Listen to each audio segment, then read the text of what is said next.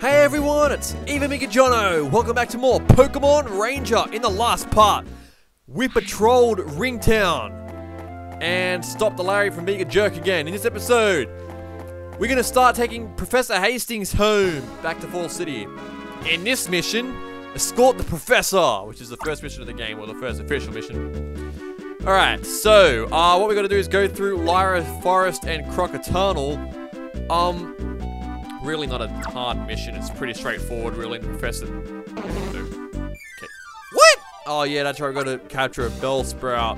Well, don't have to necessarily capture it, but whatever. Oh god, this one attacks. Okay. Let's. You stupid Bellsprout! Would you get inside my line? Come on, Bellsprout. Sit still. No need to attack my line. Kill you. Okay, I don't even know what attack that is. I think it's Razor Leaf, I'm not sure, but yeah, by the looks of things, I think it might be. But since it was Razor Leaf and Boomerang. Alright, there we go. So yay, we have Bellsprout. Alright, Poke Assist is Grass, which Professor Hastings is going to explain to us right now. Yes, I'd also gotten Spencer to ask me to teach you something, Jono. So I should teach you about Poke Assist. Let me demonstrate using the Bellsprout you've conveniently captured.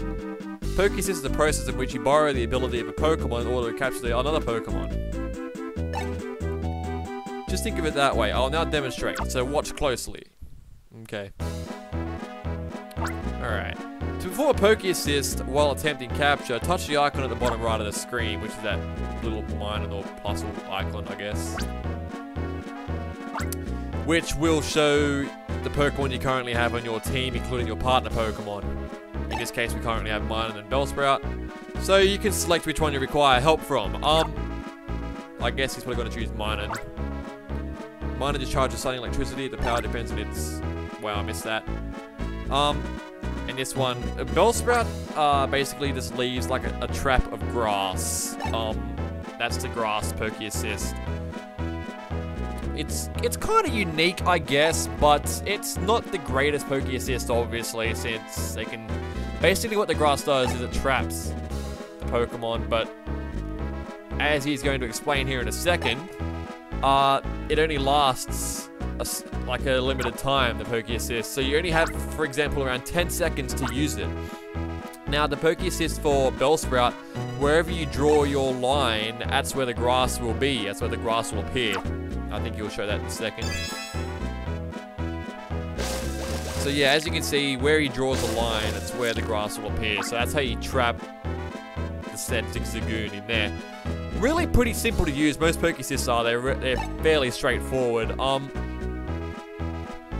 like I said, it clings to it and stops them in their tracks, which will naturally make it easier to capture. So like I said, it doesn't last forever. As you can see there on the top screen there is a clock or a timer. I believe it counted out from 10 seconds. It's down to 3 seconds now, so he's only got 3 more seconds to go. Oh yeah, he stopped it right on 1 second to go. How handy. So yeah, once the time runs out, the Pokemon that's providing the assist will actually leave your party, so yeah. Yay, he caught it. Because, you know, that was so easy, Hastings. That should be enough of an explanation how Poke Assist works. Just to confirm that you understand, was like, no, we don't need any more freaking tutorials. I'm sick of them. As you have in Ranger rank, you'll be able to use more Poke Assists. Description of the new Poke Assists will be added to your glossary, so you should look them up. Not look them up. Also, Poke Assists do depend on the type of groupings of Pokemon. See how they match against other groups in the glossary. That's quite enough out of me. Let us make haste to Fall City. Haha, yeah, haste, Professor Hastings. Whatever. If that was an attempted pun, then that was really sad. Once you get up here, though, there'll be a Mudkip. And then Professor Hastings is going to do a freaking water Poke Assist demonstration for us. That's one of the things that really kills the Pokemon Ranger games, the amount of tutorials there are. It's really quite sad. Okay. This part is the same as usual. Touch the icon at the bottom right of the lower screen. Alright, so this time we have Mudkip and Plusle here with us instead of Mudkip and Bellsprout, since Bellsprout's left now. The Water Poke Assist creates bubbles that can be used to entrap target Pokemon. Touch your stylus on the lower screen, a bubble starts to form. Okay, so basically all you really have to do for this one is the longer you hold your stylus on the screen, the bigger the bubble will become. You depending on the size of the bubble, will depend on how big or what Pokemon sort of get inside it. So if you make a small bubble, then a small bubble will be able to get inside it. A small Pokemon will be able to get inside it. And if you make a big bubble, a bigger Pokemon will be able to get inside it. And it's just pretty straightforward like that. But obviously the bubbles will burst because that's just what bubbles do. They just blow up eventually. And another way they will burst is if you try to move it around, which you'll, I think, like he's doing here now. An unfinished bubble you've not lifted your stylus from is vulnerable. So yeah, if you collide with another Pokemon while you haven't finished the bubble, then the bubble will burst. But you can make the bubble move around by flicking your stylus on the screen, which is, I think, yeah. Okay, so all you really have to do, if you really want to catch the Pokemon badly, and it's moving around a lot, then you can flick the bubble around, the bubble will sort of chase the Pokemon, because once the Pokemon gets touched to the bubble, after you finish forming it, then it'll get trapped inside it for a few seconds, which will make it easy to capture, which he's doing right now. Honestly, the bubble assist isn't the greatest one since it's fairly vulnerable. And there is honestly a lot more better Poke Assists in this game, which we're going to encounter soon enough anyway, which I'll explain then. But really, the bubble assist isn't exactly my favorite one, since it pops too early sometimes, and it's just really unreliable, honestly. But we'll catch this Mudkip anyway, just for the sake of it, and getting it on our glossary and all that sort of stuff, or browser and all that sort of stuff, and you know, just for experience as well for our styler. Okay.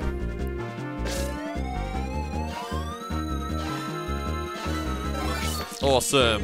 Wow, we caught that without any trouble at all. God, that has to be actually the first capture that we hadn't had any problems with.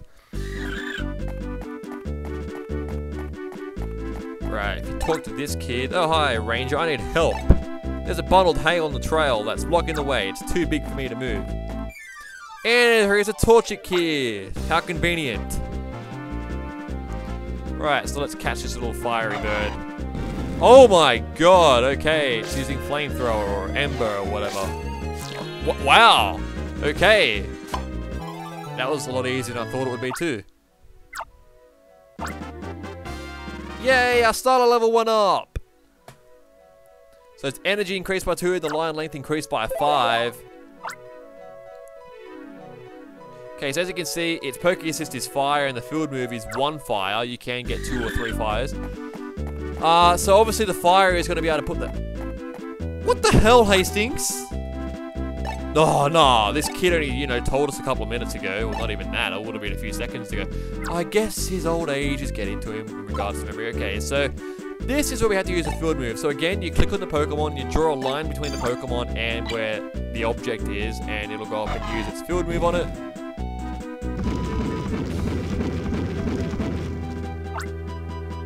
The bundled hay was burnt till there was nothing left. Thank you, Torchic, and Torchic knows how to fly too. Right, continuing on through here, we don't have to come here till later. Okay, there's another Mudkip there, let's skip that. Oh, a Pichu, we're gonna want to get this. Oh, come on, Pichu! Okay, stop being a jerk. Oh, we're in circle at once, okay. Well, that was easy. Alright, this Poke Assist is electric. Now if you talk to this guy here, he'll explain how you can use electric type Pokemon with the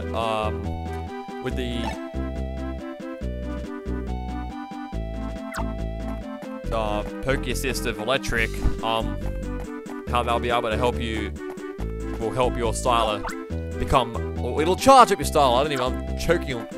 I'm tongue twisting my own words here. Right, so just up here, well, actually, if you go down here, you can't go anywhere yet. You'll need the field move cut from a Pokemon. Just up here, there is a log in our way, which we cannot get past just yet, and Professor Hastings is going to explain that now. So yeah, as we know, Torchic's fire would be too weak since this log requires a Pokemon with two fire for its field moves, and what do you know? A Combuskin conveniently jumps out of the bush and starts to attack us. So let's catch this. Okay, it's kicking fire. Right. Oh, come on, Combuskin. Wow! Have some of that. Wow, for some reason it's starting to get a little bit easier now. On the computer, that is. I mean, it would have been easier on the DS, but on the computer it's so hard because the mouse is a lot more sensitive than the styler is. Or laptop. I'm not using my finger pad on the laptop. I'm actually using a wireless mouse. So anyway, as you can see, the fallen log has required field move of 2 fires, and Combuskin has 2 fires. So let's go ahead and get Combuskin to attack that for us, so he will burn it to smithereens. Fallen log was burned, so there was nothing left. Combuskin can fly, yay! Alright, so we've got a fair bit on this episode, I guess. By the way, if you look at this sign here, it'll tell you you can go left to Ringtown. So if you go back that way, you can go to Ringtown. If you go through Crooked Tunnel, you can get to Fall City. So next time in Pokemon Ranger, oh god, I forgot the name of the game for a second. We're going to continue through Crooked Tunnel to Fall City. See you guys then.